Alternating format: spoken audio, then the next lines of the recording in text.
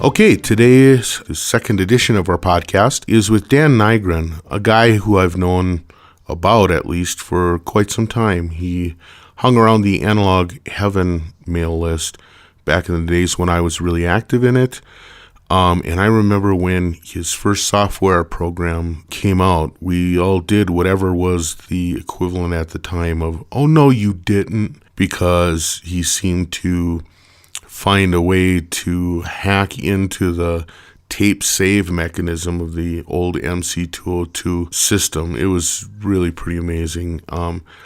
And so I wanted to talk to him because subsequent to that, in addition to continuing to work on, it was MC202 hack. In addition to working on that, he also has been doing a lot of work with sort of idiosyncratic sequencers, and I just find the work really pretty amazing. So let's take this opportunity to talk to Dan.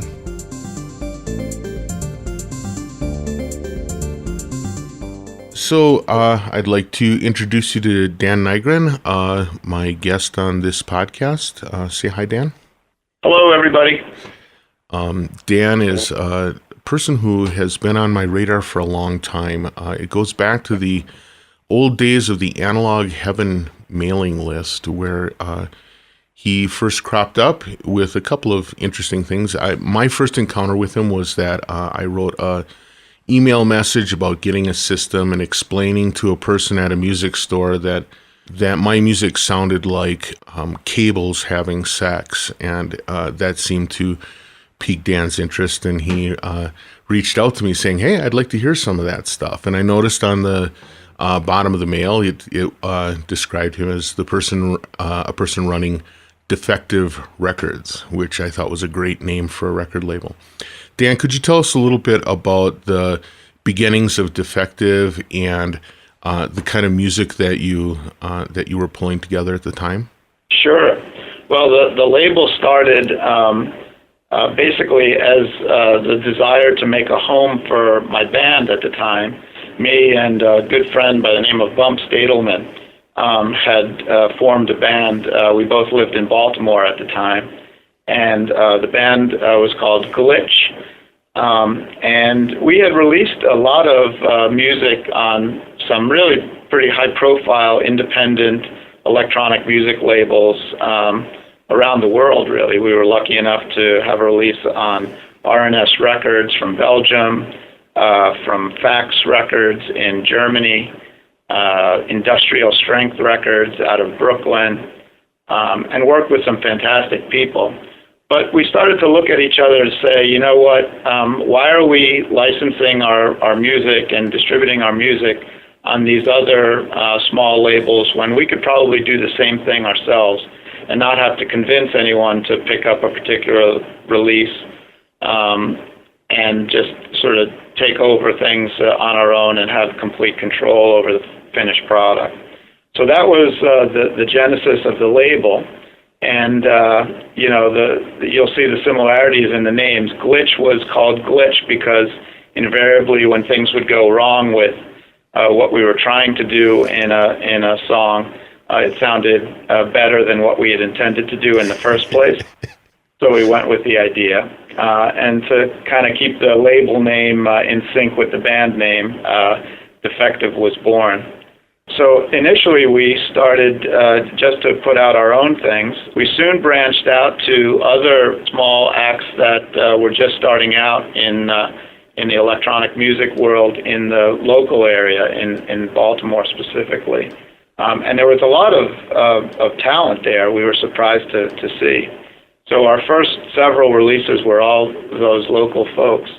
But then as the label grew and our reputation grew, people started sending demos from all over the world. Plus, I was always on the lookout for people making music that sounded like wires having sex, I suppose. And so I, solicited music from all over the place. So actually, I think it was on the Analog Heaven list that I found Roman Bolavkin, who is the guy behind Solar X. Right. And they went on to do some really great stuff and got released by lots of other bigger labels after ours. But basically, before long, we had gotten acts signed from all over the world. before we knew it, we had gotten upwards of about 30 releases out there, which I thought was pretty good for a bunch of guys who didn't know the first thing about any of this stuff when we started out. Right, that's pretty interesting. Now, I'm curious. One of the things that I know from other people that run small labels, and particularly labels that are doing sort of avant-garde or kind of crazy releases, is that they just literally get snowed under with demos from people. Was that sort of your experience, or wasn't it that? Yeah, absolutely. I invariably, when we were sort of at our peak, would get cassette after cassette, or after a while CDs after cassettes weren't used anymore, in the mail on a daily basis, just from all over the place. And sometimes I would wonder about the content, because when you would listen to these demos, and I actually did listen to all of them, having been on the other side of that equation where I was the one sending the demos, I always would appreciate when I heard back from a label, either good or bad, but at least just knowing they had listened to it. So I tried to do the same when they came our way.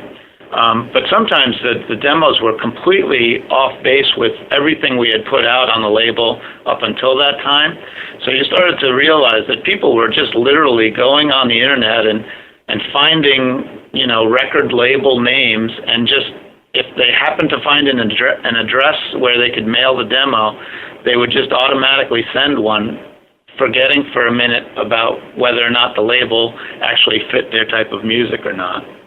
But oftentimes we did get good demos, and in fact we did release stuff out of things that we received just as a cold demo mailing. That sort of shotgun approach. I think even before the internet, there were those songwriters markets books that you could buy. Yeah. That would just be 400 pages of labels and addresses, and you just knew that was sort of the source for these shotgun marketing approaches. You talk about sort of the heyday or the high point of the label. Has it sort of trailed off? Are you still doing releases? Yeah, no. So speaking frankly, we haven't put out a new release in a long, long time. The two most recent releases were handled generally by Bump, who still lives down in Baltimore.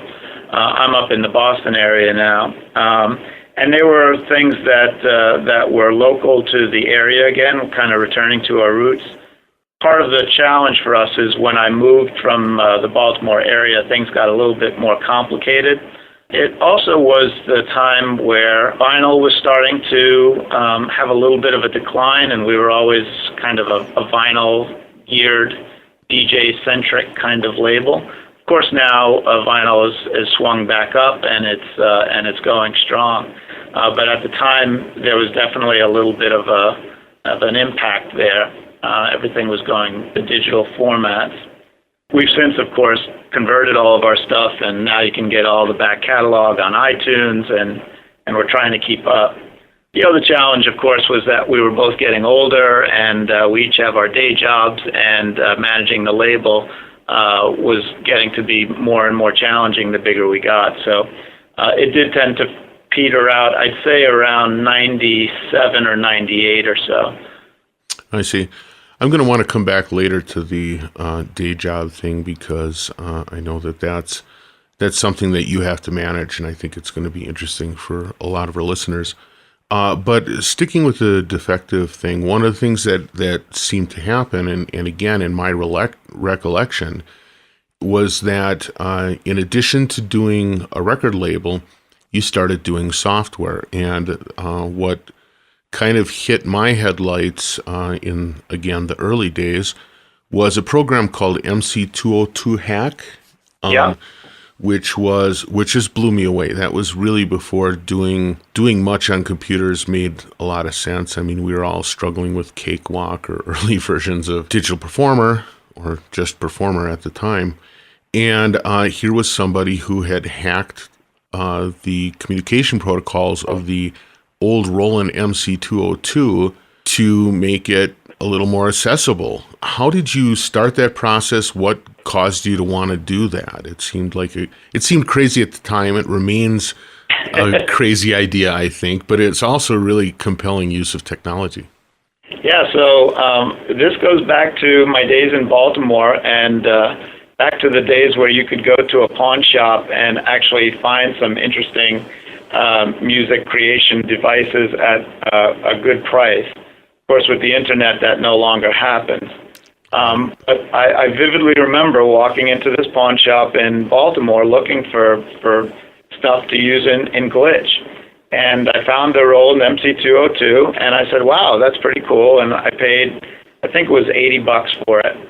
And I brought it home, and we started using it in the band. But what was a real pain was that the thing didn't have MIDI on it. And it had control voltage interfaces, which were fine, and I had a MIDI to CV converter and so on, and we used it that way. But I kept staring at the back of the unit and seeing these cassette input and output jacks. And, of course, this is the way you used to save and load your sequences from cassette tape. Once you had them in the 202. Right. And I thought, God, wouldn't it be cool if I could figure out a way to kind of decode that audio squelch, which if you've ever listened to what comes out of those jacks, it'll blow your speakers, basically. It's squelch. There's no other word to describe it. Right. I could decode that squelch and figure out how those patterns were being stored to tape, that I could write a piece of software that might be able to convert a MIDI file, which I had coming out of my Cubase application at the time, to program the 202 directly. I started tinkering around, and the first thing I did was record a sequence into the 202, and then took the cassette output and put that output into my computer and visualized it using some audio editor program. I can't remember which one now. And, I just started to explore. I absolutely had no idea what I was doing. But after a while, I was able to figure out, just through trial and error and lots of tape dumps from the 202, how this thing was put together. At a high level, it was pretty straightforward. There were just two different audio frequencies in the squelch. And after a while, I realized that the low frequency conveyed an off bit in the bit stream, and the high frequency conveyed a positive bit or a 1 bit. Right. It was tedious. I don't know how many sequence files I looked at. I probably ruined my vision after a while at the screen. But it was literally hundreds. But basically, I reverse engineered the tape save format. And the programming language I was using at the time was Java. This was at the time that I had moved up to Boston, and for my work I was learning Java. And Java was relatively new at the time. It was in its 1.0 incarnation. But I was really thrilled at the prospects of being able to write some software that would be usable by folks who were on Macs, but also by folks who were on PCs. And that was, of course, what Java was promising back then. Right. So I said, I know, I'm going to write this in Java. And so I got to work. Once I had figured out the tape save format, I started writing software that essentially lets you take a MIDI file. It converted it to audio squelch, and then you just played that audio squelch into your 202, and your MIDI file was now magically encoded into your 202 sequencer. That's an amazing story. And what's even more amazing to me is after going through that process and the insanity that sounds like. I mean, that has that ring of the sort of like obsessive compulsive, I have to make it work kind of thing that we so often see in the Macs world. But what I find even more interesting is that after defeating the MC202, rather than putting the trophy on the shelf and hanging it up, it appears that you attacked the MC4 as well. Was that a similar process? Yeah, similar and slightly different. So Let me just fast forward a little bit on the 202 first. So it was 1997 that I first released the Java version of the program. I returned to it in 2008 because there was stuff that I wanted to do that I never got around to do. And one of those was going the other direction, not from MIDI file to 202 squelch, but rather from 202 squelch back to MIDI file, because a lot of people were telling me that they actually liked all the little happy accidents that they had occur when they were programming the 202 directly using its keypad. Right. And they wanted to be able to take advantage of those happy accidents and convert them back to MIDI so that they could use them in their other gear. Oh, interesting. And so that also was the time where I started to where I had already a lot of experience using Macs to build software. And so I decided to convert the program from something that ran in Java to being a Macs-based application. So I did that in 2008. So with that behind me, you're right, I then started to tackle the Roland MC4. And this was primarily driven by people sending me emails saying, hey, this was really cool what you did for the 202, but how about the MC4? It's probably similar with respect to its tape save format because A, is from the same company, and B, it was probably from a similar period of time in Roland's history. The MC4 predated the MC202, of course. Right. The one problem was that there were no more flea markets that had MC4s around.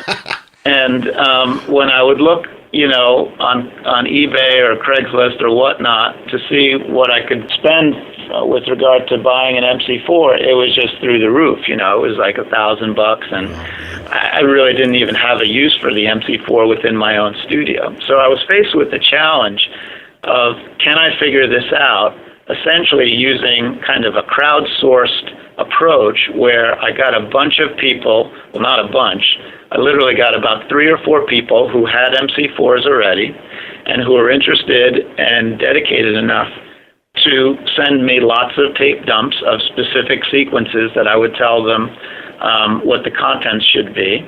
And through an iterative process where they sent me the audio files, I scrutinized them, I ran into another obstacle, I'd say, well, now I need something with 3 notes in it, and these are the 3 notes that should be in it. Now I need quarter notes and followed by a 16th note, followed by a rest. Specific instructions like that would help me decode the format for the tape save. So you actually did the MC4 hack without having an MC4? Yeah, so to this day, I've never touched or laid eyes on an MC4 in the flesh. That is, in fact, insane. That's but a wonderful story, and one of those things where you sort of see that something like that could have never happened without the internet and without the kind of communities that build up around certain kinds of hardware or software solutions.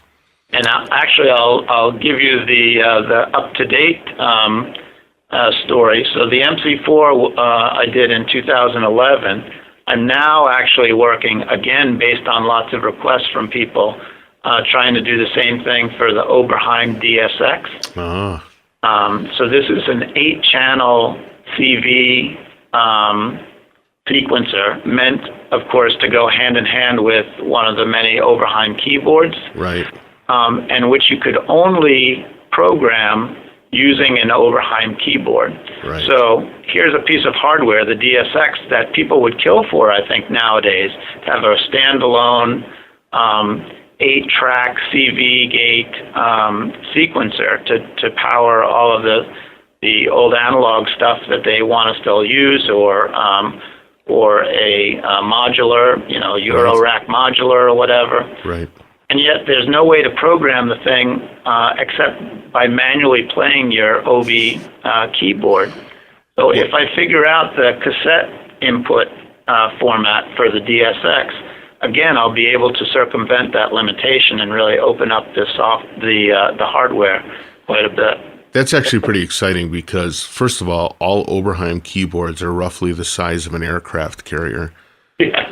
And secondly, that an 8-channel CB sequencer is a pretty great idea given the kind of current direction of the analog rebirth of modulars and new systems. That's really smart, really cool. Absolutely. So for all those listening, go buy your DSX now while it's still relatively affordable. Yeah, not for long. Nothing remains affordable. True. So then looking at where you went, it seems like you are a big fan of step sequencers. I noticed that where I interact with that is the Klee sequencer, which I find I've always been fascinated by sort of like the logical development of that thing, how they put it together and what the concept was behind it.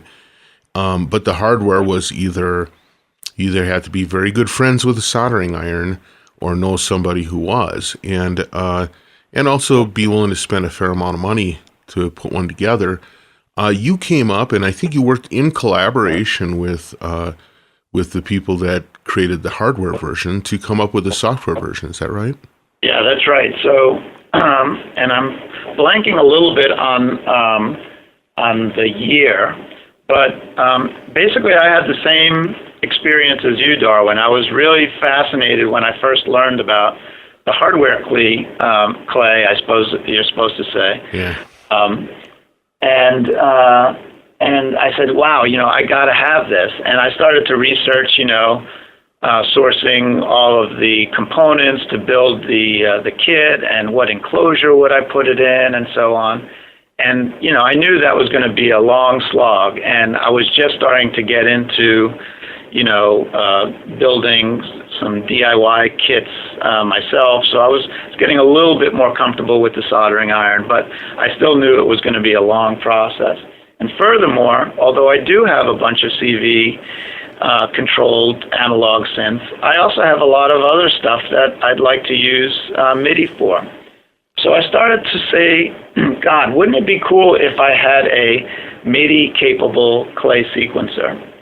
And so I started looking online, and it looked as though actually some crazy folks had envisioned doing that in hardware, but that no one had really thought about the software angle yet. So I took that as a new challenge, and both with regard to recreating the Klee functionality in software, but also to see if I could do it in Macs. Because at this point I had forgotten, frankly, all of my Java coding skills and forget about any other sort of lower level computer language. I really was only programming in Macs by that point. And so I started, and this was another example. I'm sort of setting a precedence for myself, but this was another example where I actually had never seen nor used nor touched a Klee sequencer up until that time. And the only thing that I used was the documentation that was available for the hardware Klee. I did reach out to Scott Stites, the guy behind the design of the Klee. He actually worked in collaboration with several people, and it's a pretty close-knit community on the electro music forums. Right. So I reached out to him and some of those other folks, and first of all got their blessing and endorsement, and secondly I had their help. So when I couldn't quite figure out how something was meant to work from the documentation, they clarified for me. And of course, all the beta testing and ideas around new features that weren't in the hardware version, I also worked on together with them. Well, I think it's a really good example. You're talking before about the MC202 and how people really enjoy the happy accident that they run across. Yeah. It seems like the Klee is one of those devices that really brings the capability for happy accident right up to the forefront. Now, I also noticed that you've continued the efforts, and again, it's interesting that these seem to be in collaboration with people doing hardware. You've done an emulation of the Roland 100M step sequencer. You did that in collaboration with Reich. And then you have the cyclic sequencer, which I'm trying to remember what this system is. No, so the cyclic sequencer was a new development that was the idea of Olivier Gillet. Right. And he's the guy behind the mutable instruments.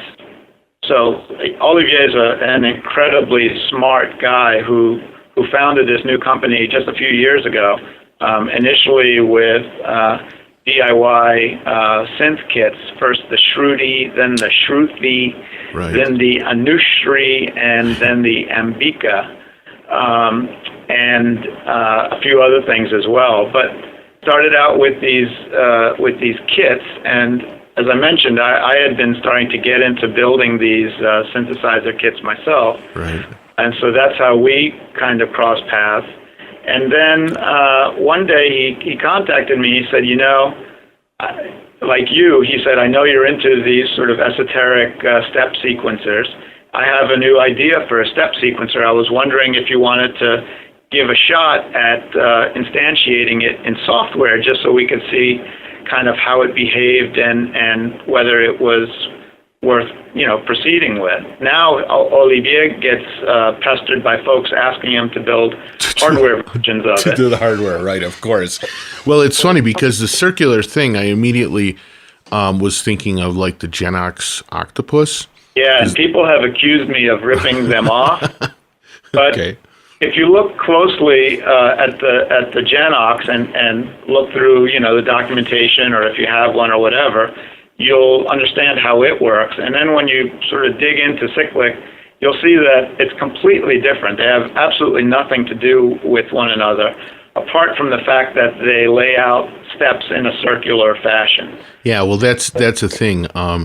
That's one of the problems with software in general, is that the way it's sort of presented to us on the internet is through like postage stamp sized overviews, and so it's really easy to make generalized or mistaken identity problems with those. Yeah. So one of the things that I find interesting is that you are actually doing. You're following through. Instead of making your own personal instruments or whatever, you're actually making software for others to use, and specifically software for commercial release, which is probably not the typical story for Max users. Yeah. What do you find are challenges in doing that? Do you feel like it's been a successful endeavor for you? So let me say up front that the reason that I do these commercially is not for the money, quite frankly. Have I made money? Yeah, I've made a little bit of money, but it's not as though I could live off the income. And frankly, it's the primary reason that I do it commercially as opposed to free and just putting it out there is because it pushes me to do a better job. I think if I released these as open source and made them freely available, I know that I wouldn't push myself to make them as robust and well thought out as I would otherwise. So I take it as a personal challenge, really, and I do derive a lot of satisfaction at seeing that people find them good enough through the demos or whatnot to actually plunk down a few dollars for. That gives me a lot of satisfaction. And furthermore, I like interacting a lot with the people who do end up purchasing them. They give me great ideas. So you'll notice that a lot of my creations don't end at version 1.0. There's generally lots of iteration that happens after those initial releases, and most often those ideas come from my users. So that's the background or the rationale behind why I do them commercially. Sure. Regarding the challenges, sure. I mean, you've now got people who are paying you real money for a product, and they expect it to work. So invariably, when there's problems or other support issues, you have to deal with all of them, and that's the downside. wouldn't it be great if I could get paid and then not have to support my users? But clearly that's not the case. Okay. One thing before we go that I do want to bring up, because I think it actually represents the reality of things for a lot of people, is that you have what I would guess is a pretty aggressive real world job. Can you tell us what your title is? Sure. I'm the Chief Information Officer at Boston Children's Hospital. And I'm also a practicing pediatric endocrinologist here. All right, so that makes my head spin to think of someone with that job coming home and looking at MC202 tape dumps.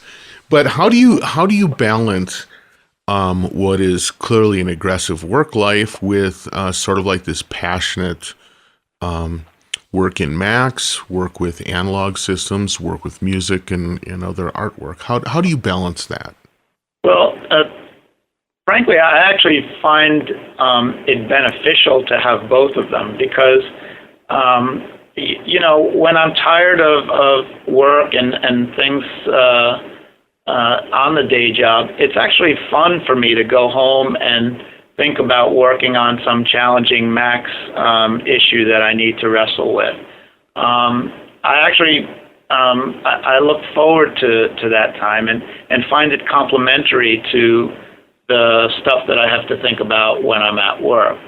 The other thing is, although it's quite different in one sense, right? Thinking about synthesizers and music is not quite medicine or IT. Right. At the same time, there's a lot of similarities. So when I go home and I do, Macs programming or think about some challenge in JavaScript that I'm wrestling with, I actually use that experience when I come to work and I have to deal with issues as CIO. Now, as CIO, I'm not doing much programming anymore, but when I talk with developers who are on my team, it's actually really beneficial to have that little bit of programming experience that I do each night from 8 to 9 p.m. or whatever, because it gives you a sense of context and allows you to relate in a little bit of a better way than you would have otherwise. So I actually do find them complementary. Well, that's great. Dan, thank you so much for spending the time with me. Good luck with stuff. For anyone out there who wants to take a look at Dan's work, it's www.defectiverecords.com. You'll find both the software and the music releases there. Any last parting words? No, thanks very much, Darwin, for the opportunity. This was fun. Okay, yeah, it was fun, and I really appreciate you being willing to talk to us. Have a great day. Thanks. Take care. Bye.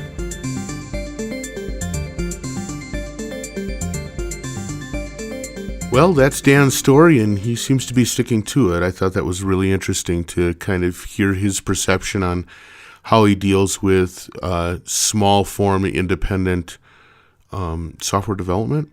I think if you're interested in any of those old Roland sequencers, you're probably going to want to reach out to Dan. Beyond that, though, I think it's really interesting also to kind of hear someone who's been involved in this kind of stuff over the long term. The next few podcasts are going to be all over the map. I hope that you're listening to them. And also, if you could, if you like what you hear, or even if you don't like what you hear, share it with friends. Let a lot of people listen to this stuff, because I think that we're getting a chance to talk to some really interesting folks.